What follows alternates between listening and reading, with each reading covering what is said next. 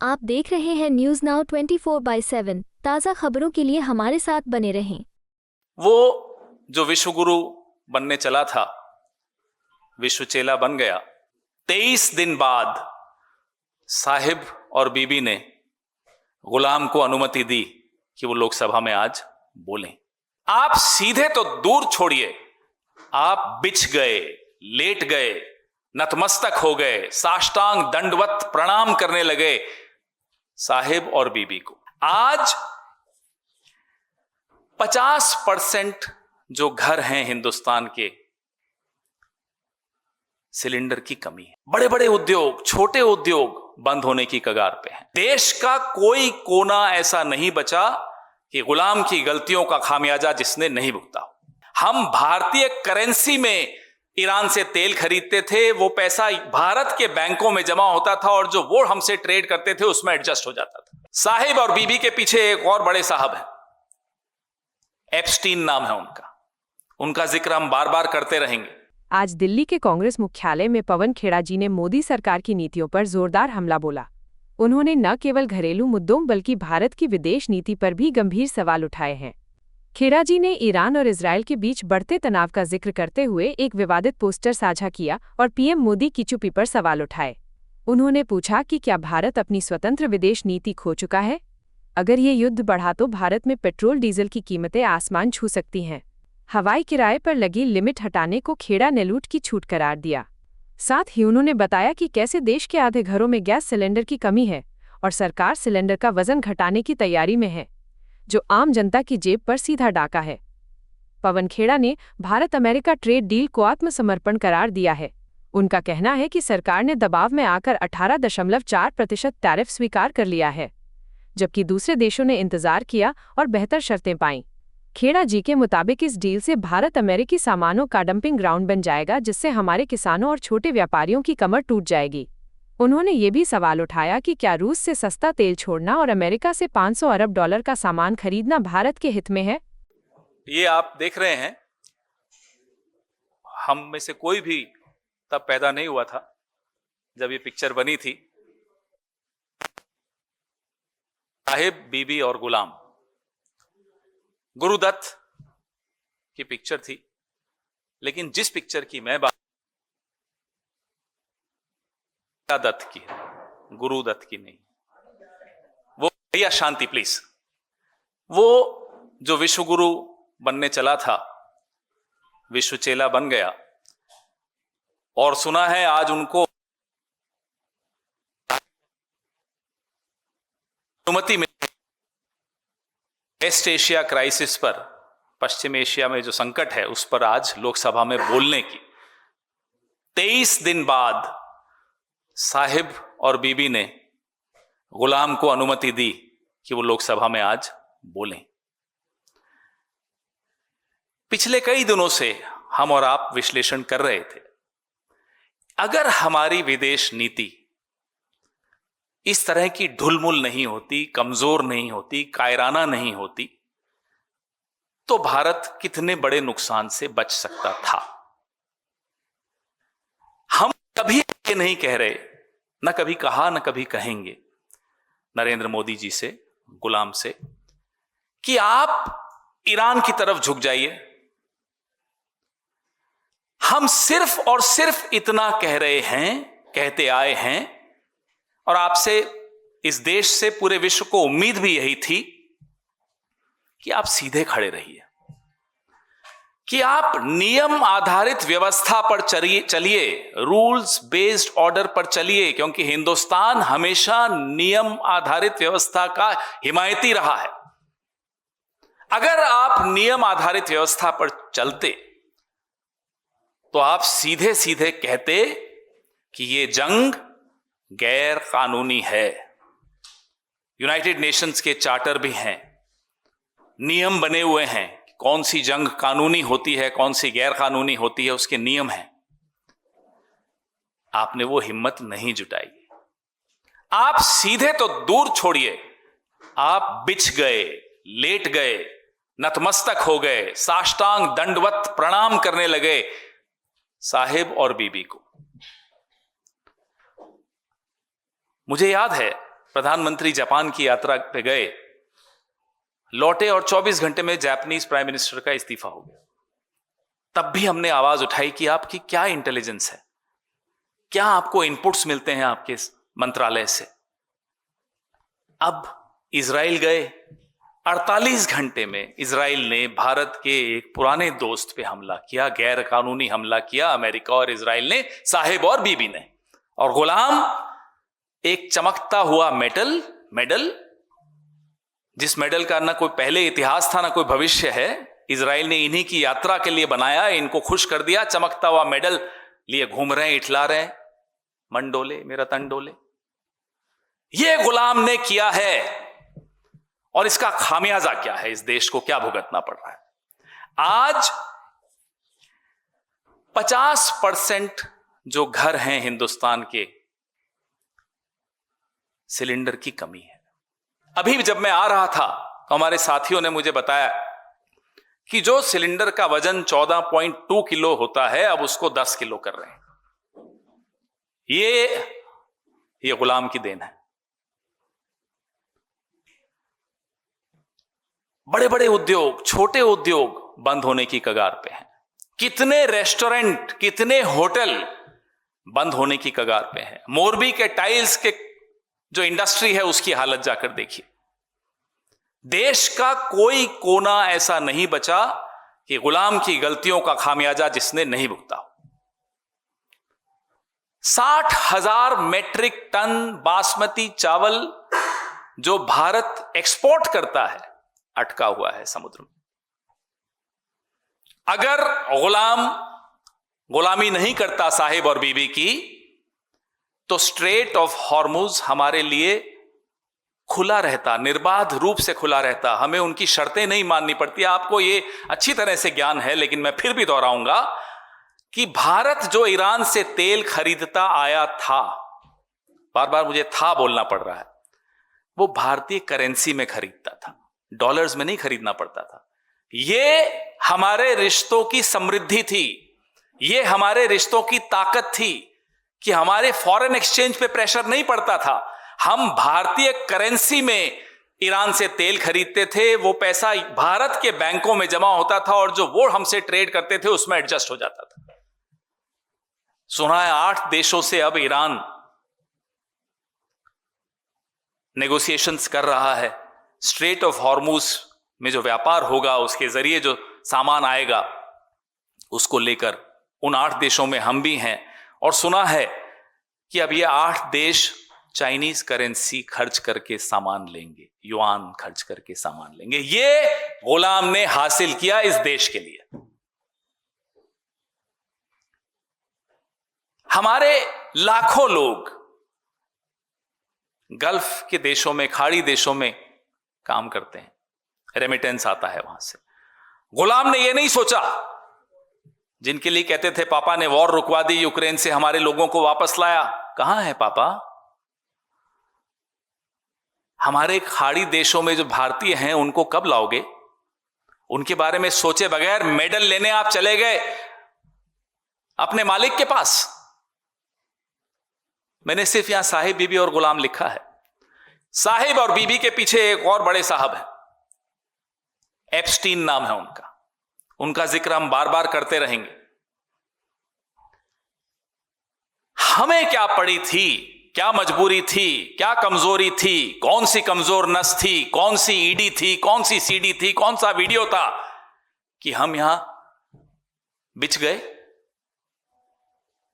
सीधे नहीं खड़े रह पाए, हर घर को नुकसान पहुंचाया, हर व्यापार को नुकसान पहुंचा। जेम्स एंड ज्वेलरी, गरम मसाले, चावल, केले, अंगूर, कौन सा ऐसा किसान नहीं है जो आज परेशान है गुलाम की गुलामी की वजह से। फर्टिलाइजर, यूरिया, ये सारे आंकड़े हम आपको दे चुके हैं। ये सारे, हर किसान, हर मिडिल क्लास, रूरल, अर्बन, सब जगह गुलामी की कीमत हम लोग अदा कर रहे हैं। 5,000 रुपए का ब्लैक चल रहा है सिलेंडर पर। जो इंडस्ट्रियल डीजल है 22 रुपए से उसकी कीमत बढ़ा दी गई, जो प्रीमियम पेट्रोल है 2 रुपए बढ़ा दी गई, और हम दावे के साथ कह रहे हैं चुनाव खत्म हो जाने दीजिए, कैसे कीमतें बढ़ती हैं दिखाएंगे आपको। ये सिर्फ और सिर्फ चुनाव तक रुके हुए हैं। इसमें भी हम बार बार कह चुके हैं कि आपने जो 28 लाख करोड़ अर्जित किया पिछले 12 सालों में पेट्रोल और डीजल पर सेस लगाकर, अब तो कम से कम वो राहत उपभोक्ता को दिलवाइए। नहीं दिलवाएंगे, ये भी आप लिख लीजिए। एयरलाइंस के ऊपर से कैप हट गया, देखिए कैसे बेतहाशा कीमतें बढ़ेंगी। इंडिगो, आकाशा, हर एयरलाइन की, एयर इंडिया, सबकी। ये सब इस पिक्चर की वजह से साहेब, बीबी और गुलाम। जरूरत क्या थी साहब आपको ये बेसिर पैर बात करने की? फादरलैंड, मदरलैंड, क्या था? वाहियात बात, मजाक भी ऐसा कि वाहियात मजाक। ये खीखी खीखी करके आप घूमते फिरते हैं पूरे विश्व में, लोग हंसते हैं आप पर। आपको आभास है कि आपकी क्या छवि बन गई है पूरे विश्व में, और ये छवि आपकी नहीं, माफ कीजिएगा, देश की खराब कर रहे हैं आप। ये खीसे निपोर कर विदेशों में जा जाकर लोगों से गले जबरदस्ती मिल मिलकर क्या हासिल किया साहब आपने? हमने आपको 15-20 दिन पहले जब ये जंग शुरू हुई, खास तौर पे जंग शुरू होने के बाद हमने कहा साहब निंदा कीजिए, नहीं की, हिम्मत नहीं थी। न साहिब के सामने हिम्मत, न बीबी के सामने हिम्मत। हमने फिर आपको कहा कि आयतुल्लाह खामेनेई की हत्या हुई है साहब, शोक के 2 शब्द बोलिए प्रधानमंत्री के मुंह से, आज तक शोक के 2 शब्द नहीं निकले। फिर दोहराते हैं, मत झुकिए ईरान की तरफ, सीधे तो खड़े रहिए, और अगर सीधे खड़े रहेंगे तो निंदा भी करेंगे, शोक भी व्यक्त करेंगे, और जैसा एक सभ्य देश की सभ्य विदेश नीति होती है उसका सम्मान करेंगे। यहां तो आप साहब अपना भी अपमान कर रहे हैं, अपनी कायरता के, आपकी कायरता के चर्चे पूरे विश्व में हो रहे हैं। 85% गैस जहां से आता है वो रास्ता ब्लॉक हो गया आपकी इस गुलामी की वजह से, आपकी इस कायरता की वजह से। मैंने आपको बताया, पहले भी बताया, हम कई बार बोल चुके हैं, हम परमाणु निरीक्षण अमेरिका की आंखों में आंखें डाल के 2 बार कर चुके हैं, 2 से ज्यादा बार कर चुके हैं। यह ताकत थी। बांग्लादेश बनाते वक्त भी आंखों में आंखें डाली थी हमने। क्या मजबूरी है आपकी? मैं फिर जानना चाहता हूं, हम सब जानना चाहते हैं, आपकी ऐसी कौन सी सीक्रेट्स अमेरिका के, एप्स्टीन के या इजराइल के पास या तीनों के पास हैं कि आप देश हित में सोचना भी बंद कर चुके हैं, सही कदम उठाना बंद कर चुके हैं? ब्रिक्स के आप चेयर कर रहे हैं ब्रिक्स को, हिम्मत दिखाएंगे? हम बार बार ये दोहराते हैं, हिम्मत दिखाइए। एक विश्व को एक नैतिक नेतृत्व की आवश्यकता है जो हमेशा भारत ने दिया है। आप में वो हिम्मत क्यों नहीं आ पा रही? जब आइरिस देना को हमारे आंगन में अमेरिका ने टॉर्पीडो किया हिंद महासागर में, हम खामोश रहे। हमने फिर कहा निंदा कीजिए, हमने फिर पूछा आपसे कि न्यूक्लियर सबमरीन आपके पड़ोस में आ गया और आपको क्या जानकारी नहीं थी? और जानकारी थी तो आप चुप रहे। ये गुलामी नहीं है तो क्या है, हमें बताइए। एक छोटा देश, सम्मान के साथ कह रहा हूं, लेकिन एक छोटा देश श्रीलंका हिम्मत दिखाता है, कहता है अमेरिका को हम आपको अपने बेस नहीं यूज करने देंगे। और हम एक पहाड़ सा देश है, बड़ा देश है, ताकतवर देश है, 75 साल से एक ताकत, एक गुडविल, हमने एक नाम कमाया है, और हम हिम्मत नहीं जुटा पा रहे अमेरिका को एक बार आंख दिखाने की कि हमारे इंडियन ओशन में आकर आपने हमारे मेहमान को क्यों मारा। हम हिम्मत नहीं जुटा पाए ये बोलने की कि 168 स्कूल जाती बच्चियों को आपने मार दिया है, ये गलत किया है। हम ये हिम्मत नहीं जुटा पाए। क्यों? क्योंकि गुलाम डरता भी है। गुलाम गुलाम इसीलिए है क्योंकि गुलाम डरता है, और गुलाम डरता इसीलिए है कि गुलाम की कुछ कमजोर नस साहिब और बीबी दोनों के पास है। क्या हमारे देश के प्रधानमंत्री की कमजोरी के चलते हम देश को कमजोर होने देंगे? हम ये उम्मीद करते हैं कि आज हम जो यहां सवाल जो उठा रहे हैं, गुलाम के पास अभी है आधा घंटा, 33 मिनट है, पूछ ले साहिब से और बीबी से, क्या जवाब देंगे? क्या इन सवालों के जवाब देंगे? राहुल जी ने लगातार कोविड से पहले, जीएसटी से पहले, नोटबंदी के बाद लगातार चेताया था कि संकट आएगा। आप हंसी उड़ाते थे उनकी। राहुल गांधी ने फिर से आपको चेताया है कि बहुत बड़ा भीषण संकट एनर्जी में, ऑयल में, व्यापार में, अर्थव्यवस्था में आ रहा है। लेकिन हमें पूरी उम्मीद है साहिब और बीबी की वजह से गुलाम के मुंह से आवाज नहीं निकलेगी। आज भी लोकसभा में आप ये देखिएगा, जवाब नहीं होंगे। हम ये जानना चाहते हैं, आज जवाब दीजिए कि आपने निंदा क्यों नहीं की थी, आपने शोक क्यों नहीं जताया था, आप क्यों इजराइल के सामने झुक गए, आप क्यों बिछ गए, आपने क्यों देश के हितों के साथ समझौता किया? इसका जवाब आज हम उम्मीद करते हैं आप दीजिए, अगर हिम्मत है तो। लाग लपेट मत कीजिएगा कि हमारी 2 शिप्स आने दी, हमारी 3 शिप्स आने दी। चीन और रूस के लिए निर्बाध रूप से खुला रहा पिछले 23 दिन स्ट्रेट ऑफ हॉर्मुज,